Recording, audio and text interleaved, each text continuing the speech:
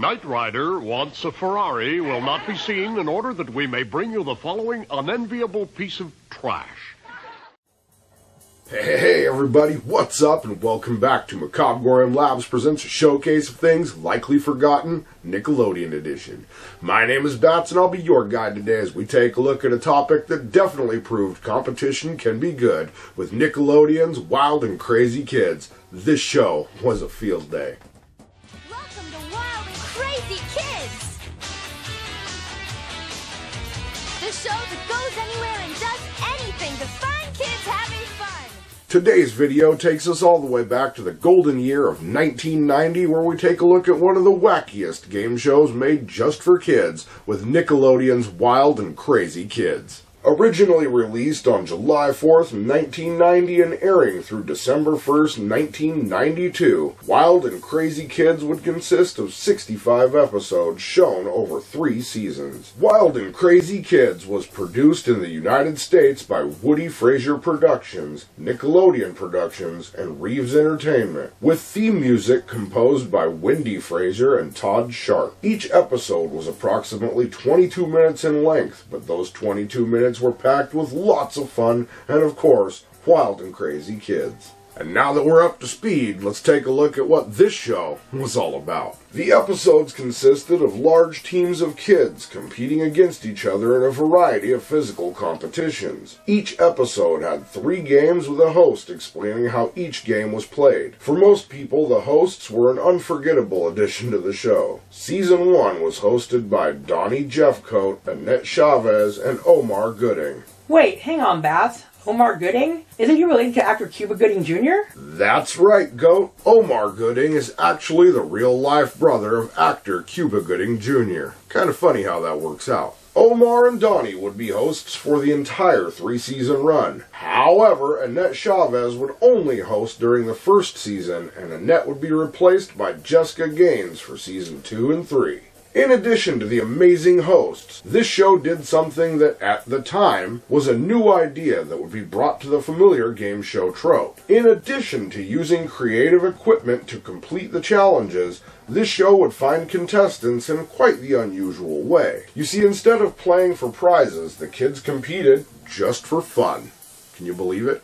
Because of this little change, the show didn't have to meet eligibility requirements. Most of the episodes will be filmed at beaches or parks in the areas the team was located in and feature whatever kids they could round up for the day. This would include locals in the areas, members of Boys and Girls Clubs, cast family members, and even some of the crew's family members from time to time. The team would compete in a variety of games, but with a Nickelodeon twist. These games would be loosely based on actual sports, playground games, or other popular outdoor activities.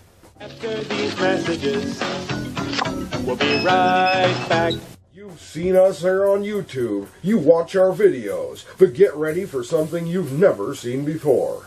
Behind the scenes, commentary versions of our videos, Patreon exclusive content, videos YouTube wouldn't allow us to post, bloopers and outtakes, Q&As, mentions in YouTube videos, and so much more. Just pick the tier that works for you and join the Macabre'Gorium Labs Patreon today. And now, back to the show. These sports-adjacent activities would be referred to as takeoffs and have kids participating in activities such as 3-legged soccer, which was kids playing soccer, only they were attached at the ankle. Donkey baseball. This event would have kids playing baseball, only, you guessed it, on top of real-life donkeys. Splash football. This wasn't ordinary football because in this version, football quarterback Rodney Peete would launch nuclear missiles at the kids. No, wait, that's not right. I know, but if you had a professional football player launching footballs at you, they might as well be nuclear missiles. Anyway, they would have these footballs launched at them while they jumped off a diving board and into a swimming pool. Bumper boat lacrosse, with kids playing in bumper boats. To be fair, I'm not even 100% sure what lacrosse actually is, but now let's move on to the playground games.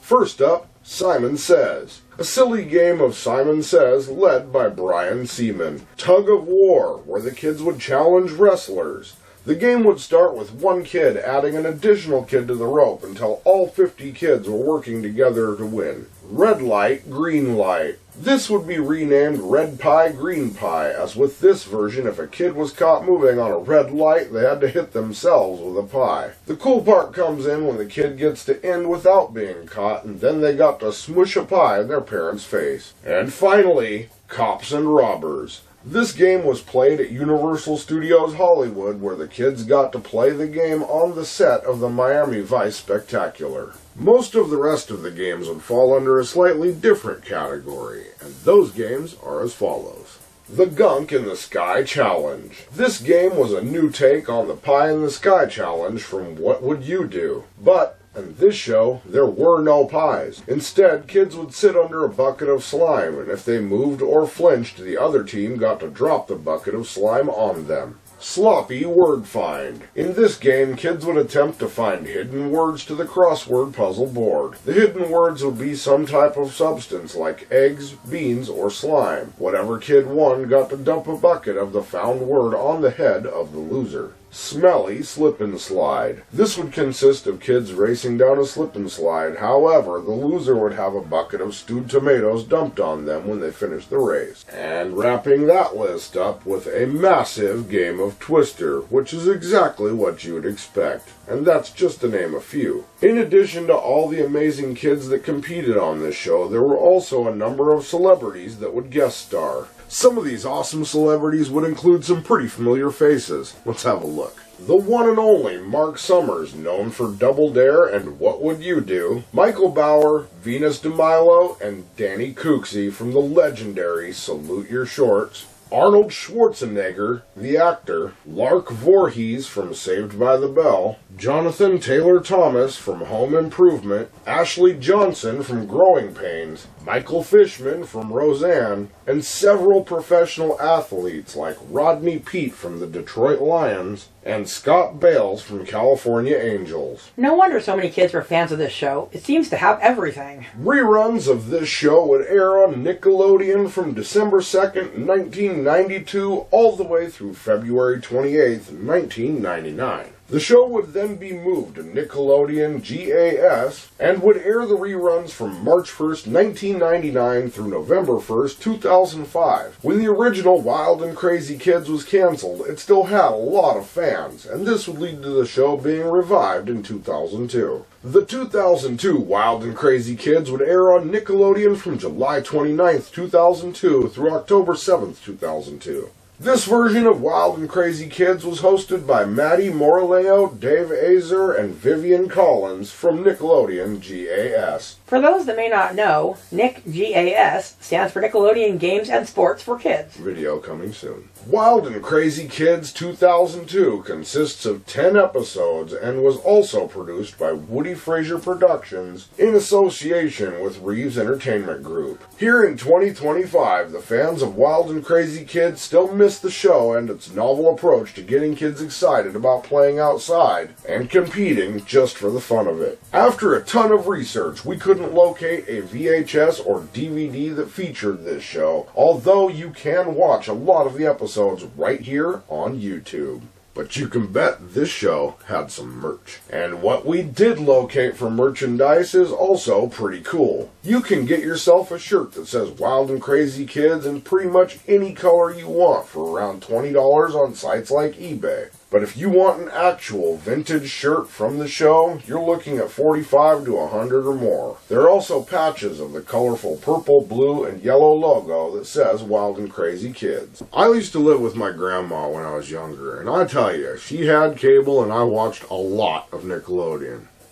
If you can't tell. I really liked this show, and you know what? It was a fun ride. I always wished I could participate or the troupe would come to our town, but they never quite made it. But now you know what I think? I've just gotta ask. Did you ever get a chance to watch Wild and Crazy Kids when it was on the air? Did you ever get to participate in Wild and Crazy Kids? If you were a fan or participated, what was your favorite part of the show, favorite host, or event? If not, what was your favorite childhood snack, toy, show, movie, or other memory? Did we forget anything, get something wrong, or leave leave something out? Do you have a suggestion for a future video? Or maybe you just want to drop in and say hi? Either way, feel free to head on down to the comments section because, as usual, we look forward to hearing from you. And unfortunately, with that, we've come to the end of another Macabre'Gorium Labs showcase of things likely forgotten Nickelodeon edition. I've been your host, Bats, and I hope you had a good time today as we took a look at wild and crazy kids. This one's a field day. I really like how this show really did have kids out touching grass and just being kids.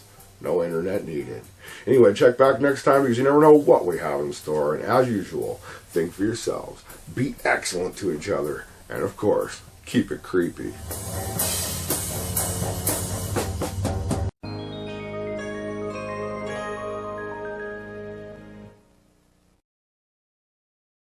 Hey, thanks for checking out our video. If you enjoyed this one and would like to see more of our weird, creepy, odd, eccentric, or strange content as soon as it comes out, please feel free to click like, subscribe, and turn on notifications for more. We'll see you later. Keep it creepy.